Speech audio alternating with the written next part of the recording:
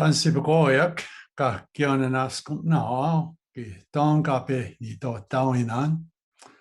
Hello, everyone. I'd like to thank you all once again for coming to listen to us.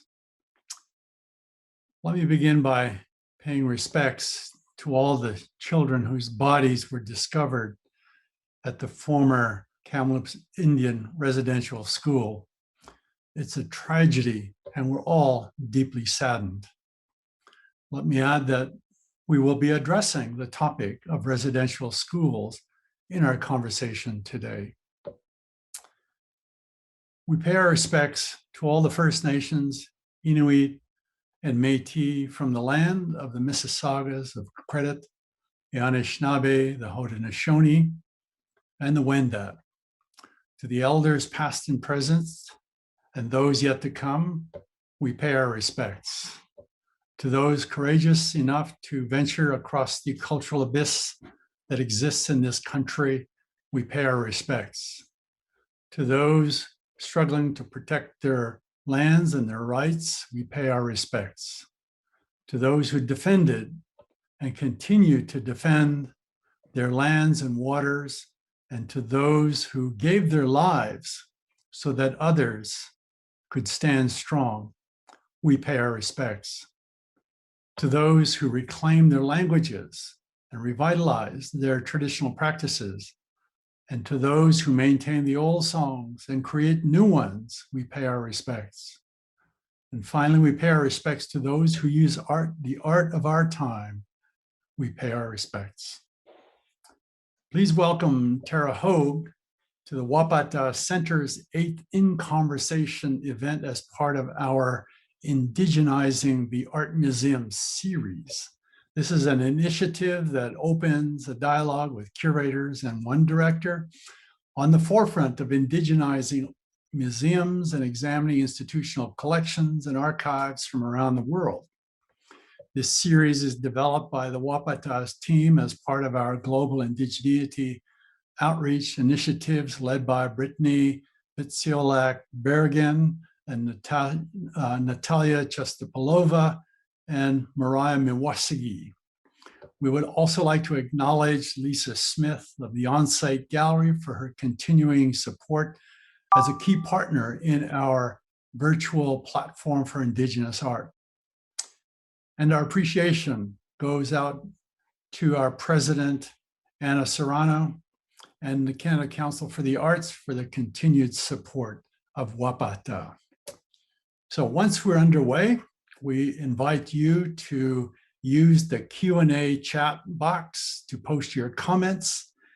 And at the end, depending on the available time, I will be sharing your questions with Tarah. So let me introduce Tarah Hogue. Tarah is a curator and writer and cultural worker now based in Saskatoon, Treaty 6 territory and the homeland of the Métis. Tarah joined the Remai Modern as curator of Indigenous art in October of last year in 2020. And prior to that, she lived as a grateful and uninvited guest on the unceded Musuem, Squamish, and Tsleil-Waututh territories in Vancouver, British Columbia for more than 10 years. She received a Master of Arts in Critical and Curatorial Studies from the University of British Columbia in 2012, and she's held positions at the Grunt Gallery and the Vancouver Art Gallery, as well as curating independently. Tarah was born in Red Deer, Alberta, on the border between Treaties 6 and 7. She is Métis from her father's side, from the historic communities of Saint Charles and Saint Francois Xavier, as well as being settler descent on her mother's side. Welcome, Tarah Hogue. Thanks, Gerald. Congratulations on your most recent appointment as the inaugural curator, excuse me, of Indigenous art at the Remai Modern in Saskatoon. Saskatoon is certainly a place that I know very well, having gotten my start there many, many, many years ago, of course, way before you were born, I'm sure. So tell me, what it's like being seen as the inaugural curator of Indigenous art at Remai Modern. Sure. It's obviously a significant step when a museum commits to a permanent full-time position like this. I do feel a bit uncomfortable with the language of firsts, though. I guess what I'm really excited about is the fact that I'm now living and working in my homelands while still being very much a newcomer in this community. There's obviously a really deep and rich art history on these lands, which is something that I'm entering into a long-term relationship with. So there's a lot to learn, to engage with, to honor, and to uphold in the work that I'll do moving forward. Okay, now you've been curating for about 11 years now, ever since you graduated. You went to Queen's University, by the way. Could you talk a bit about the beginnings of your curatorial career, perhaps through the lens of how you were inspired to become a curator? What were you motivated by, and whom were you motivated by? Mm-hmm. So I started off at Red Deer College as an English major, really because I didn't know what else to do, and writing was something that I was actually good at. But as soon as I took an art history course, it kind of clicked for me. So, my best friends were doing their visual arts degrees, but I couldn't ever complete my art assignments on time in high school. Also, my mom is a big influence. She works with needlepoint, and when I was a kid, I traveled into museum vaults in Europe and the US with her. So it all kind of made sense. Um, when I was at Queen's, I was a docent at the Agnes Etherington and Richard William Hill's exhibition, The World Upside Down, toured there. And alongside studying with Linda Jessup, that was the first time that I encountered Indigenous contemporary art in the flesh. So Laurie Blondeau, Shelley Nero, Terrence Houle, Jim Logan, and Cheryl Larondel were all artists in that show, and were presented alongside artists like Yinka Shonabare and General Idea. And the concept of that exhibition drew from the illustrations in illuminated manuscripts, which showed the symbolic order of the world sort of turned on its head. And that show was a real revelation for me. So I moved to Vancouver after graduating from Queen's and applied to the Curatorial Studies program at UBC. I wasn't accepted into the program the first time I applied, and that is when I ended up opening an art space called the GAM Gallery, which operated in the downtown east side for 10 years, a small gallery and a studio space. And I also started, volunteering at artist-run centers and became a docent at the Vancouver Art Gallery. And then when I reapplied to UBC, I got in. Well, congratulations. I'm sure it was a difficult program. And what they spit out has been amazing. So we're going to be talking about that. You spent several years in Vancouver, of course, as I said at the top. You were enrolled in grad school, and then you began to establish yourself as a serious curator after that.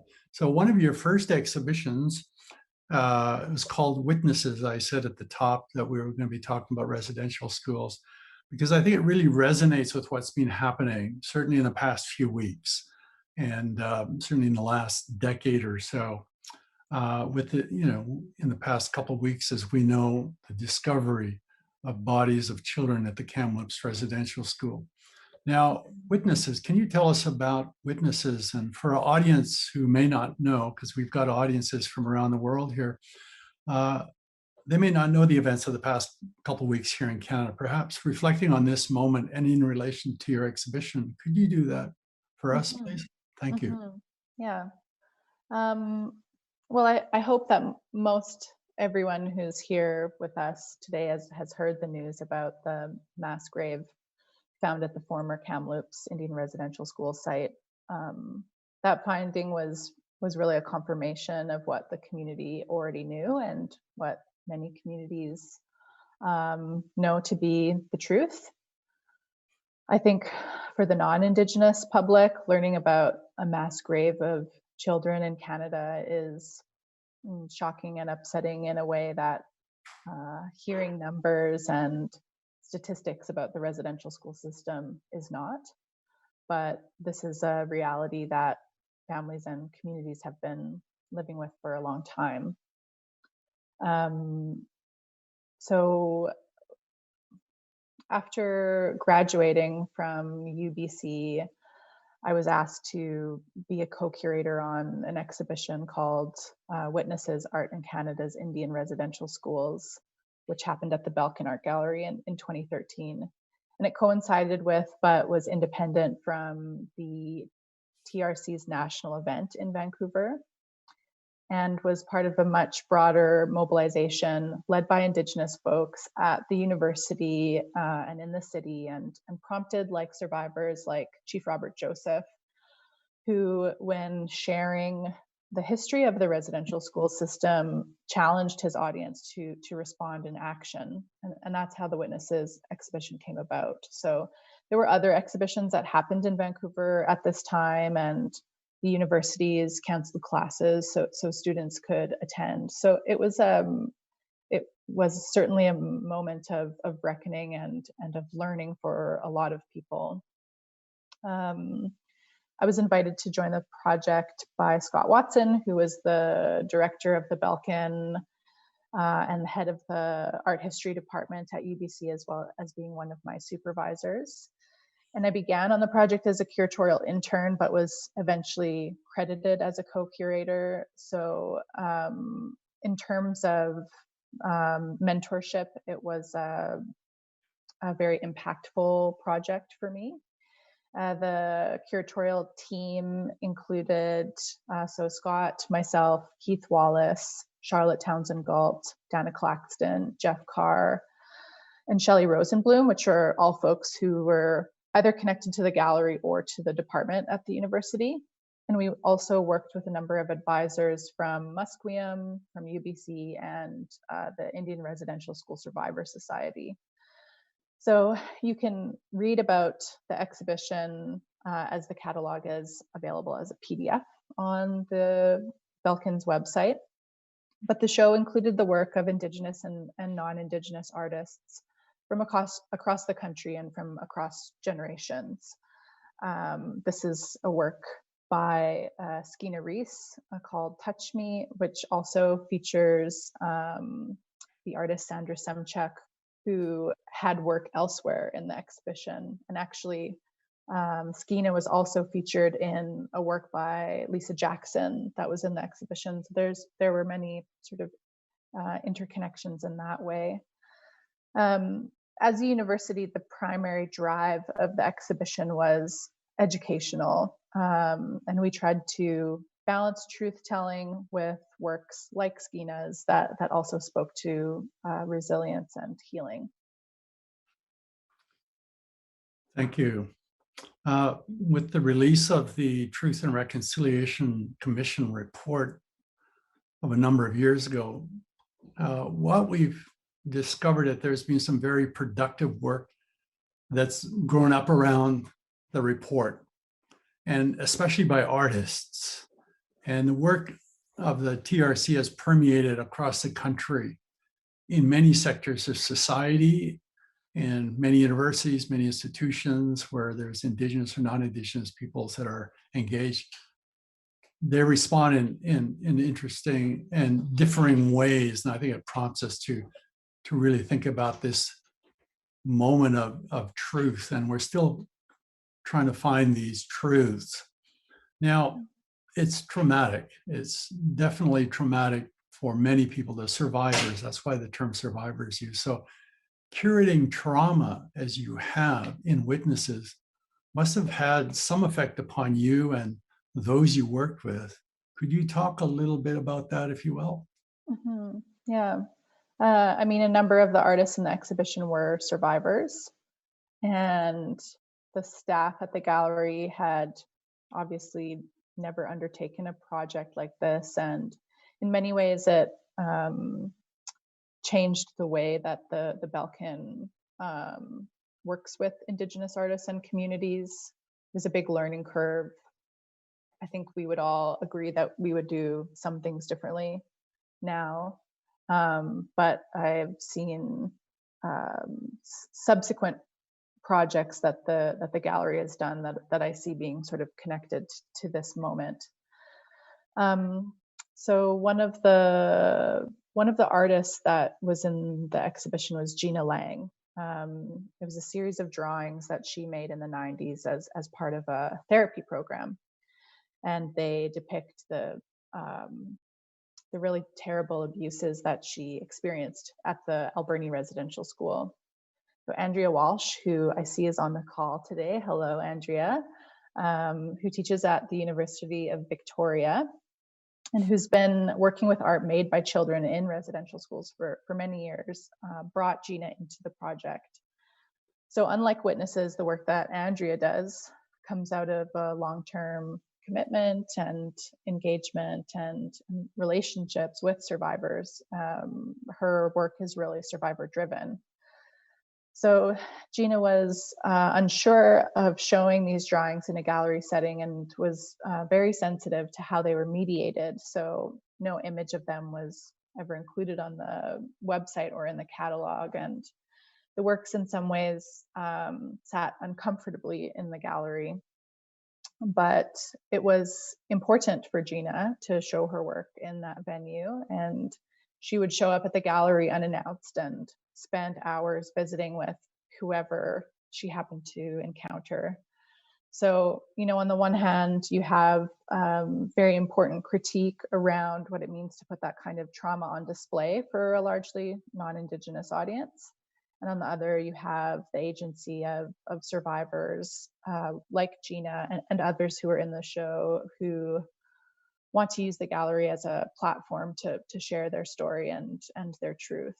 So it's a complicated, complex situation that I continue to reflect on, I guess. Thank you. I know how hard it must have been for you, and certainly it continues to be for others. So you moved from the Belkin Gallery to the Grunt Gallery, which is an artist-run space that's supported has supported Indigenous curators such as yourself for a number of years. Mm-hmm. And for them, while you were there, you did a show called #callresponse, which was kind of interesting. An exhibition that centered on Indigenous women as vital presences across multiple platforms.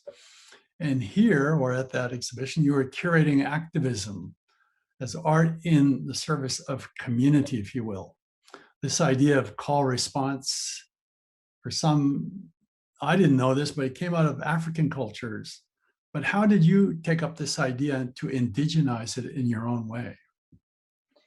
Yeah, so Call Response is a project that I co-organized with Maria Hupfield and Tanya Willard, who were also participating artists in the project alongside Christy Belcourt, Ursula Johnson, and Lakaluk Williamson Bathory.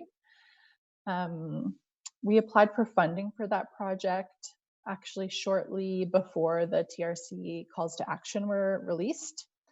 And so we weren't necessarily referencing these directly, but we're interested in critically engaging with reconciliation through a kind of refusal of the terms as we saw them being defined within the official narrative. So we were more specifically thinking about how the presence and the work of Indigenous women is radical, following Leanne Simpson's argument that their very presence shatters the disappearance of Indigenous women and girls from settler consciousness.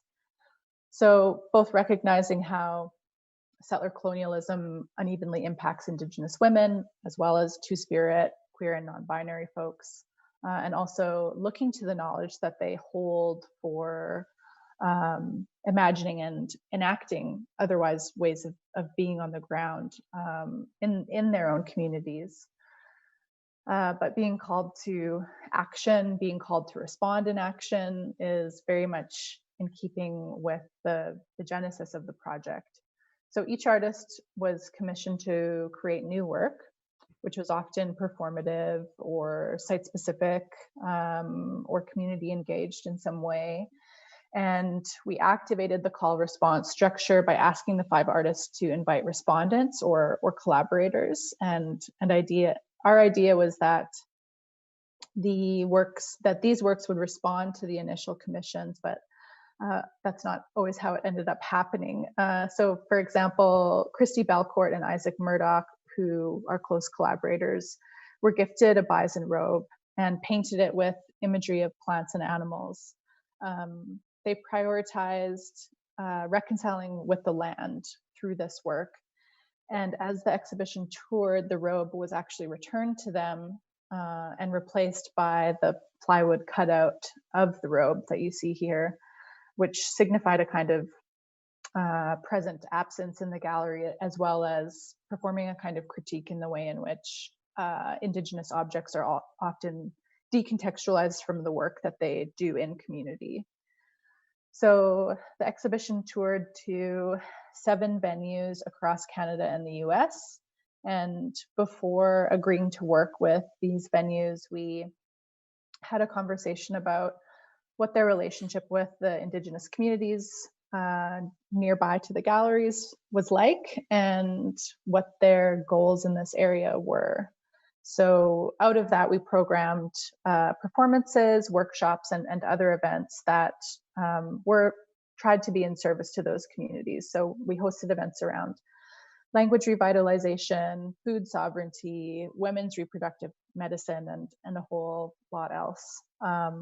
The project toured for 4 years, so it was a big part of our lives at that time. I know exhibitions do take up a lot of your time, and very excited to work with big projects. Now, I wanted to move to another big project, which I thought was pretty cool because you're working with Indigenous artists and curators from across the Pacific, right? So you moved from the Grunt Gallery over to the Vancouver Art Gallery, where you were part of a collaborative exhibition called Transits and Returns. It was an Indigenous exhibition which reached across traditional boundaries, right? Traditional borders. And though they are not, the exhibition wasn't examining the traditional geopolitics, such as, say, what Post Commodity did back in 2015 with their repellent fence, which was an exhibition that was right at the border of the United States and Mexico. So for example, as well, the circumpolar artists today are exhibiting with each other. They're meeting and exhibiting together. Maybe another example is what I'm working on coming in 2022, the Arctic Amazon Project. But yours was slightly different, and I'd like you to talk about it because it's an exhibition that examines Indigenous experience, ancestral knowledge, and global connections. So you're curating the global Indigenous, okay? It's also, I understand it's where you met Eileen and Johan, who are now your bosses, your directors at Remai Modern, because they were in Australia at the time. So can you tell us a bit more about how this exhibition came about and what you learned from it? Yeah. So Transits and Returns was the 3rd iteration of a collaborative project that began at the Institute of Modern Art in Brisbane in 2018, which is where Aileen and Yuan were previously.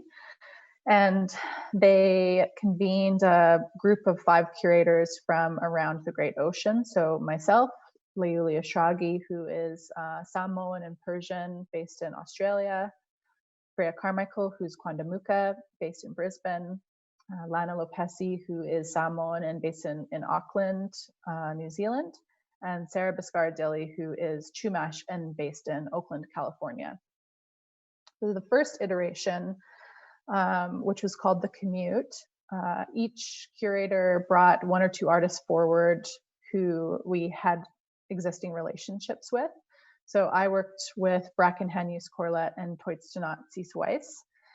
And we basically asked the artists what they would make right now if they had the time and financial support, what would be the sort of most important thing for them to focus on.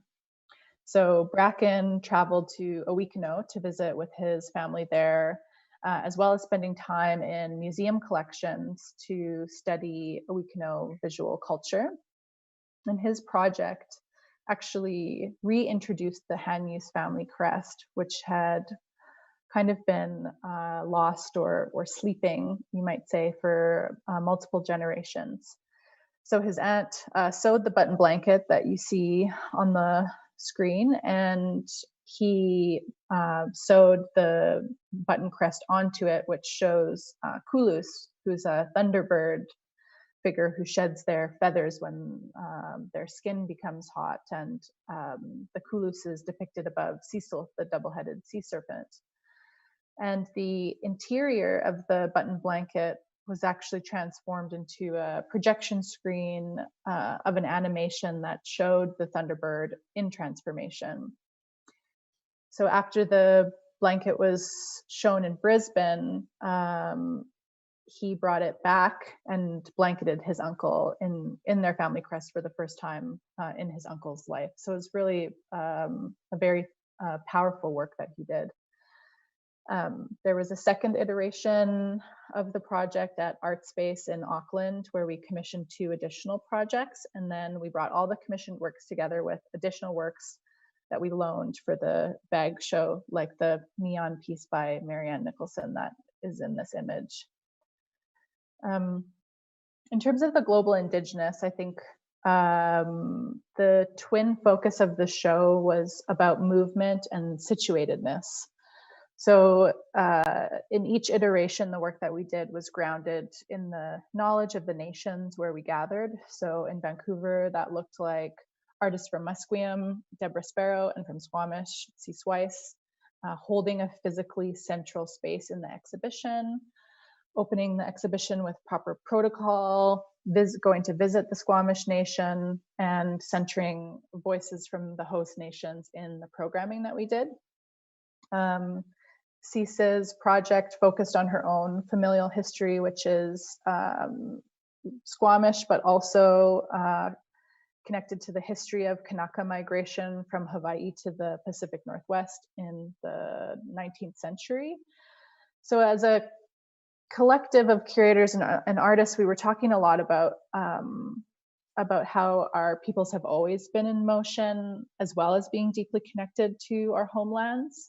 And the Great Ocean as an Indigenous-centric concept that refuses the idea of the Pacific as this empty center, as it was framed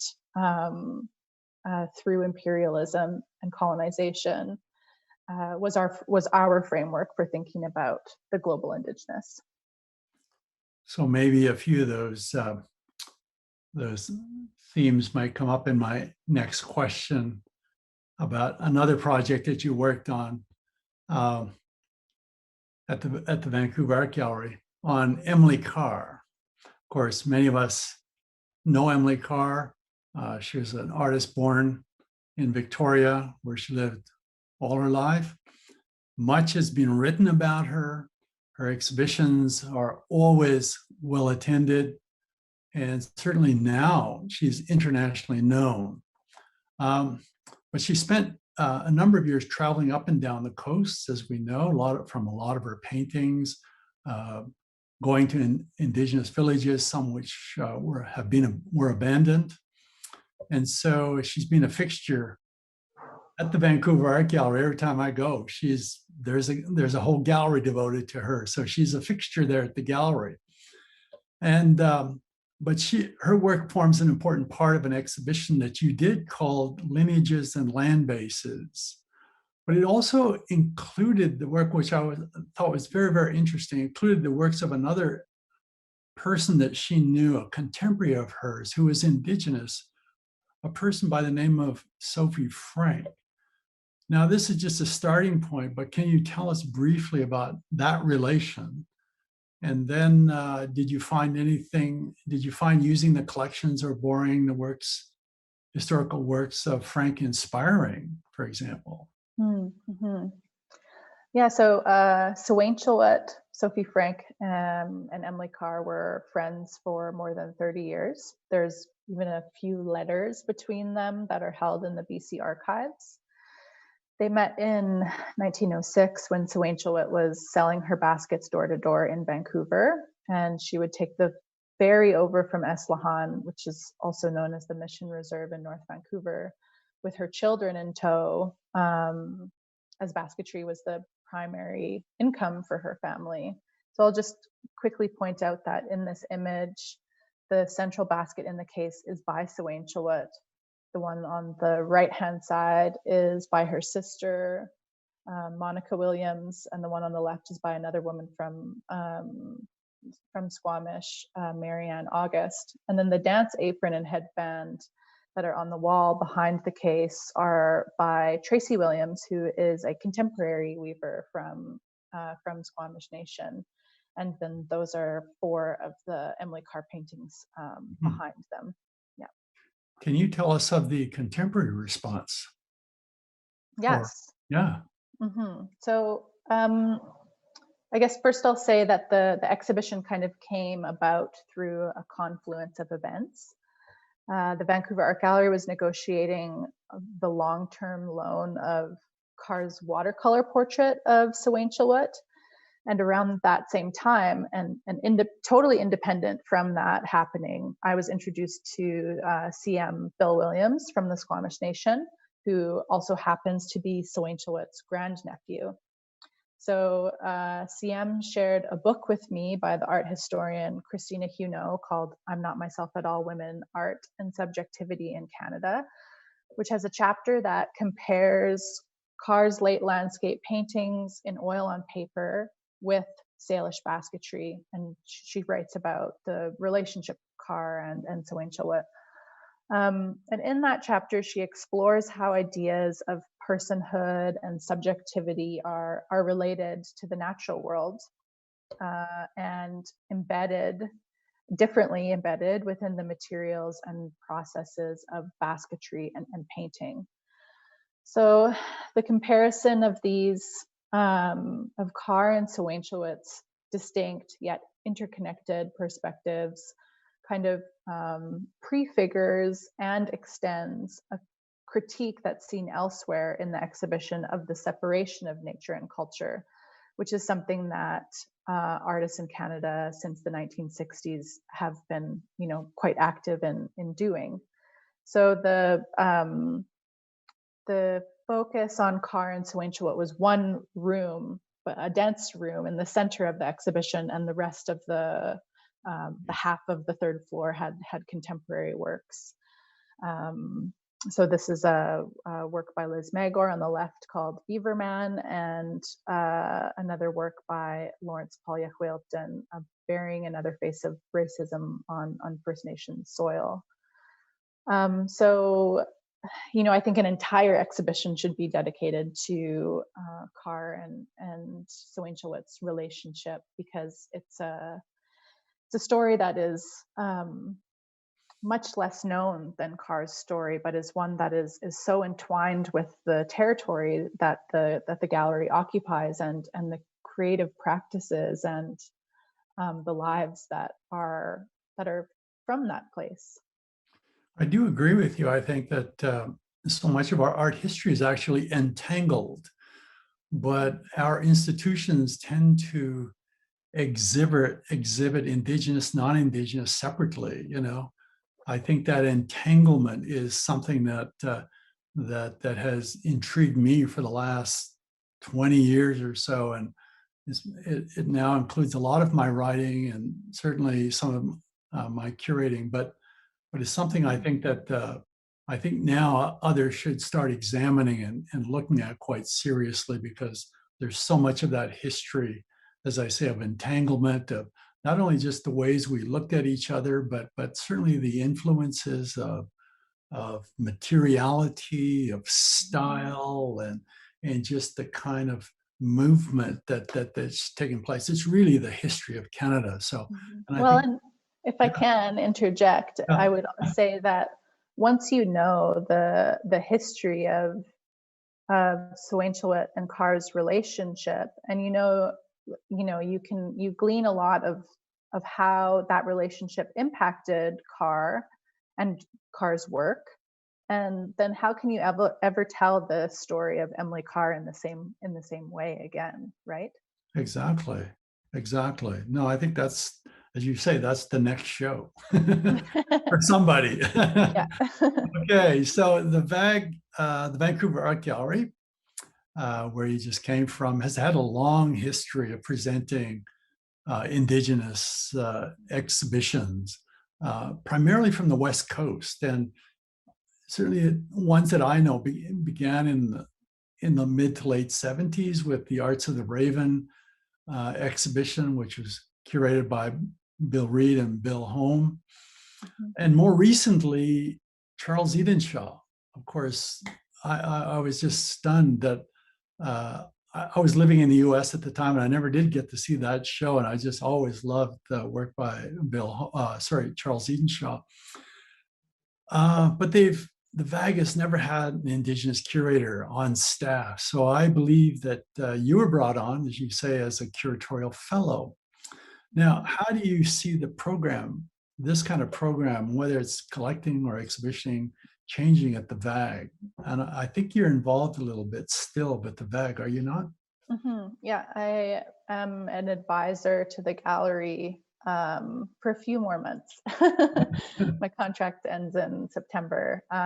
But yeah, I had a 3-year fellowship at the VAG.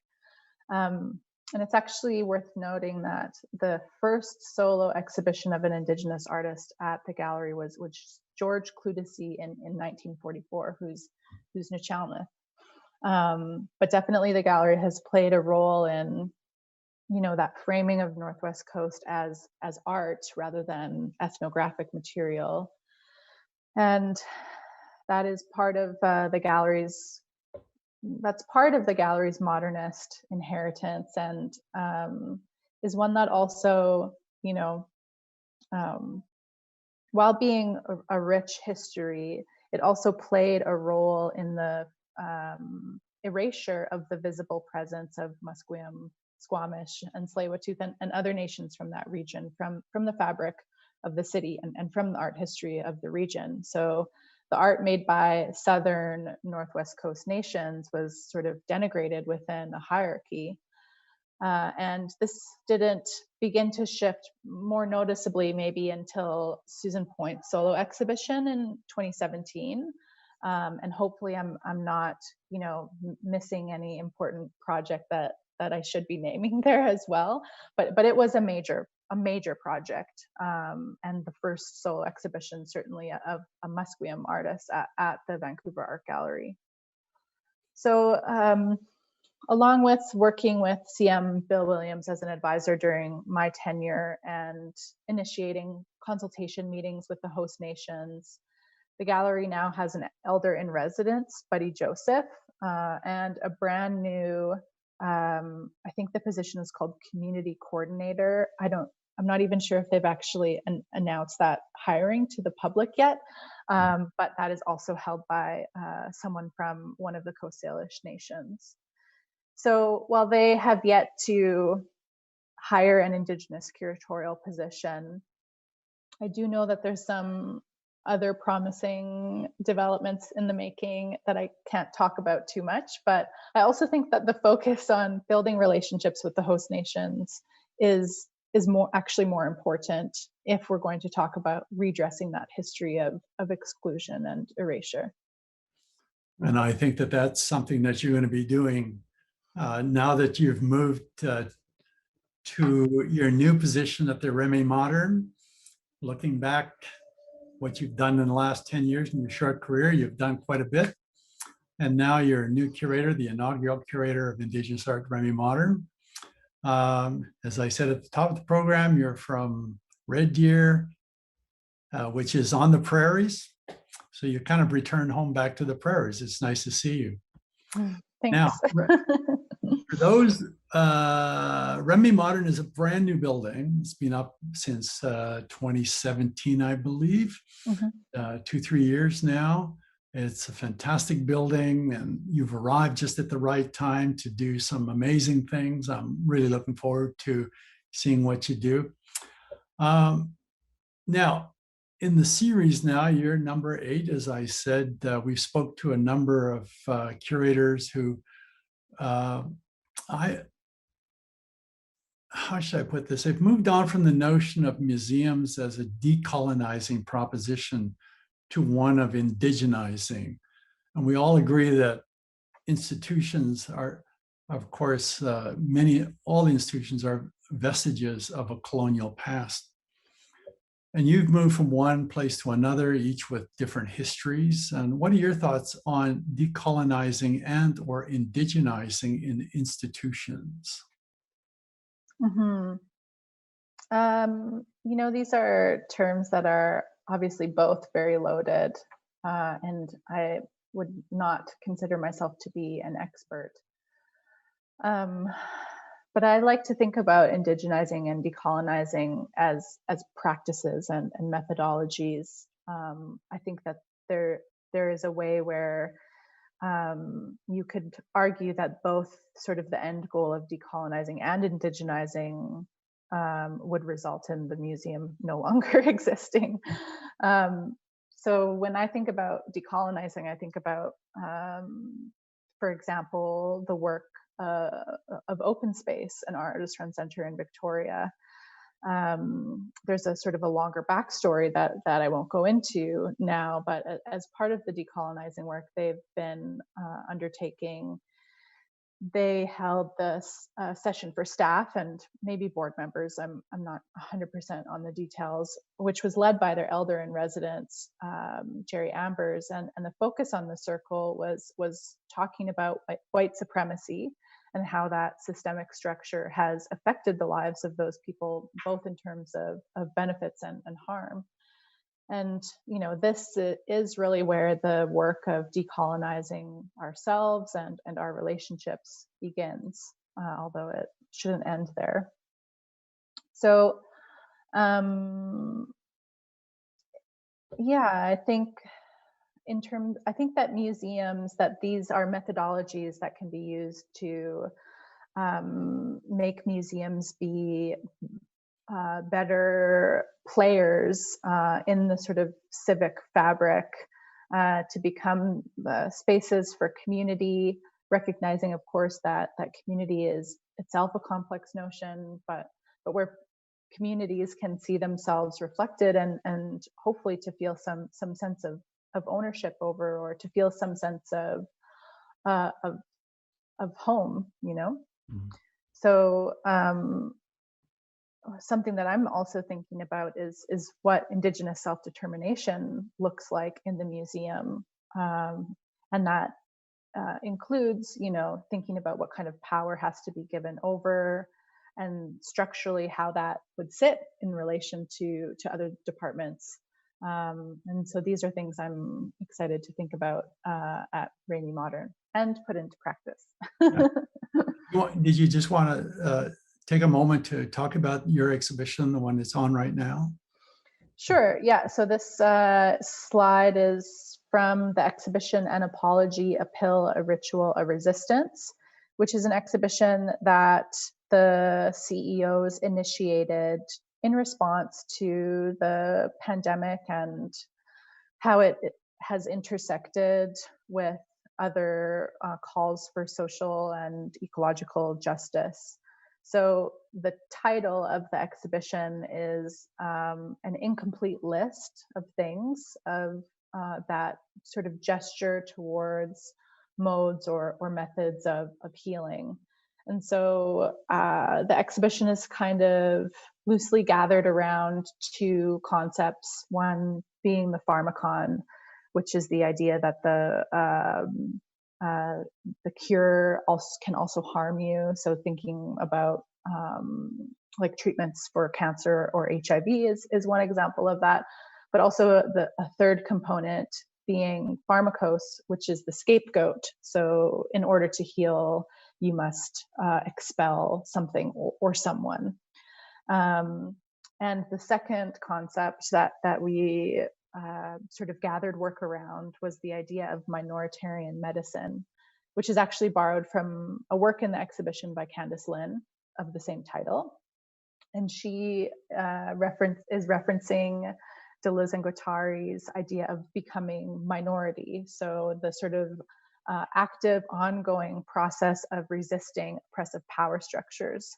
So works in the exhibition also, position forms of agency and resistance and relationships to others as forms of healing in themselves. So it's a very sort of broad look at how we really need to reconfigure our understandings of health and well-being as an interdependent system.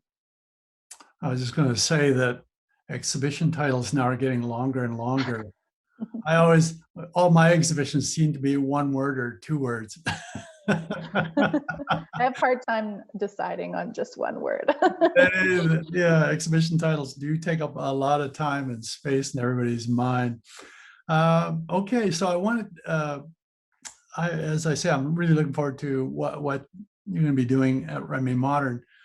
But I wanted to talk now about, and I think I've talked to a couple people, including John Hampton and others, about young curators now.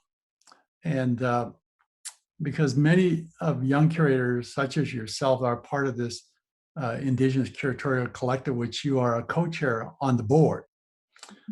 It's an interesting organization that I believe, which is made up of artists and curators who are actively building and working on a discursive practice which is really grounded in indigeneity. I've also mentioned my past with another organization which of course predates the ICC, which was called the Society of Canadian Artists of Native Ancestry, or SCANA, in which during that time, historically, we were all part of a generation that was fighting for representation and presentation in art and cultural institutions, and which, of course, the ICC is you are the fruit, basically, of that generation. Yeah. What are some of the new discursive practices this generation is now establishing, or which direction is it moving in, do you see? Yeah, I mean, again, I'm always a little hesitant to use words like new, because I think that the practices that I'm excited about are always drawing on old knowledge and practice, and applying that for the contemporary moment and the things that we need now. After I sent this image and I noticed that it was the same one that John used in his presentation, so we're on the same wavelength. But so yeah, at the ICCA over the past year, over the pandemic year, which is now stretched into 2021, we've been really focused on connecting with and supporting the Indigenous arts community with the Community Cares Initiative. So, and all credit goes to the staff of the organization who were able to be really nimble and responsive, and that was a really massive undertaking that they did. And I think so the programming for 2021 is really focused on solidarities. So thinking in terms of solidarities across racialized communities, between gender diverse folks, and across colonial borders, as we see in this program that took place recently in partnership with MOCNA. Another program that I think responds to the shifting needs of the sector is the institutional membership program, which is fairly new, and is really meant to support Indigenous curators who are working in institutions, while also working with institutions to develop the tools to ensure that those are healthy working environments for Indigenous and Black and POC folks.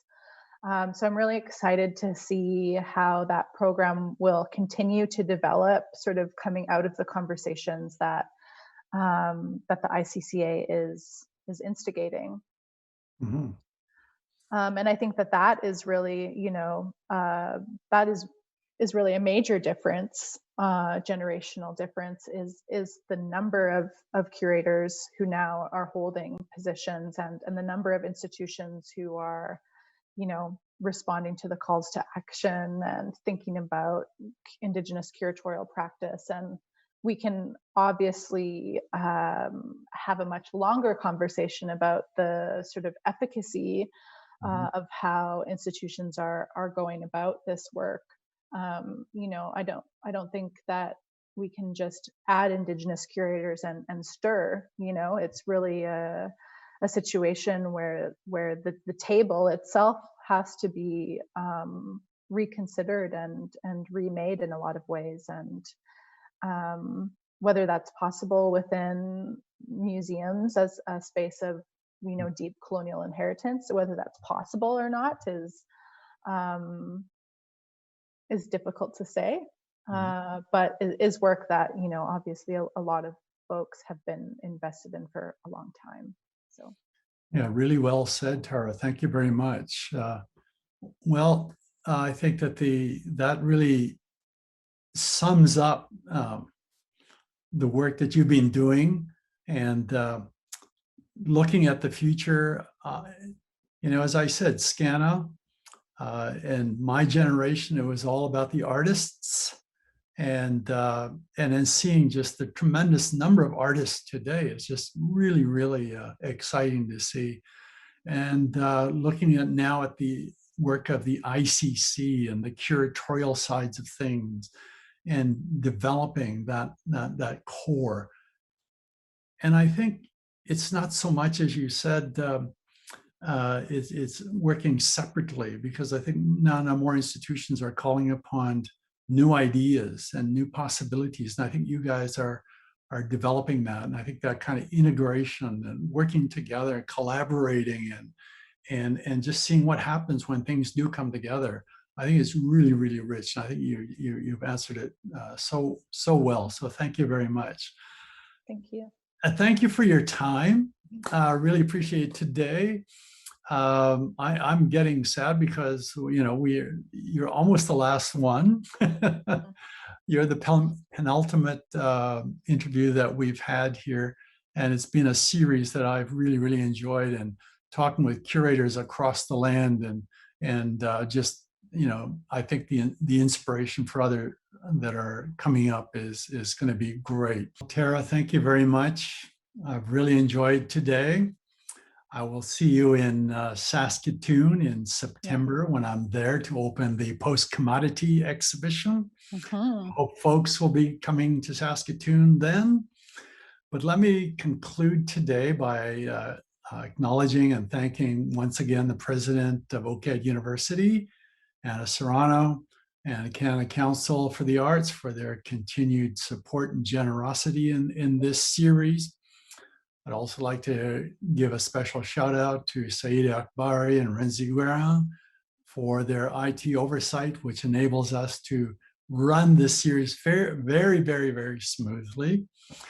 And also I wanted to say that to keep an eye out for the announcement of our next speaker, Rianne Chartrand from the McMaster Museum of Art, who was unable to be with us last week due to a death in her family.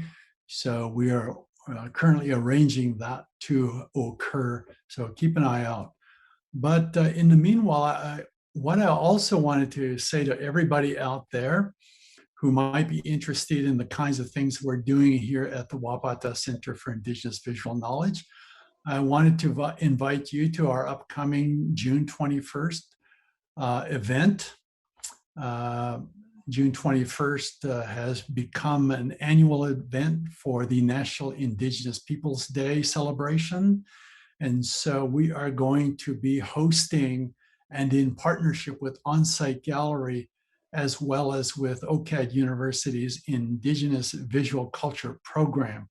So we have a very interesting lineup of performers from the four directions. We have Matthew Numinuk from Iqaluit. We have Eric Tutusas from Palmaker Reserve from out west. We have Bill Krause from the Seneca Nation, I believe, of New York State from the east. And from the south, we're going to have a Peruvian indigenous performer from Peru by the name of Olinda Silvano. She will be with us. We're very excited to have them all together. So this is going to be a part of our permanent collection of videos that are going to be coming out of the Wapata Center. In addition, the series that you've been listening to for the past several weeks, we're packaging those up on our website, and they're going to be made available to the public. So you'll be able to access them through our website or through the YouTube channel. So keep an eye out for them. So for more information, of course, you can come to our website, which is wapata.com, or On-Site Gallery, or the university. So we look forward to seeing you here on Monday, June 21st, the longest day of the year, a very sacred day for many Indigenous peoples in the Northern Hemisphere. So once again, thank you, Tarah. Thank you, everybody, for being with us. I bid you a good day and happy trails. Happy trails, Gerald. Thanks, everyone. Bye.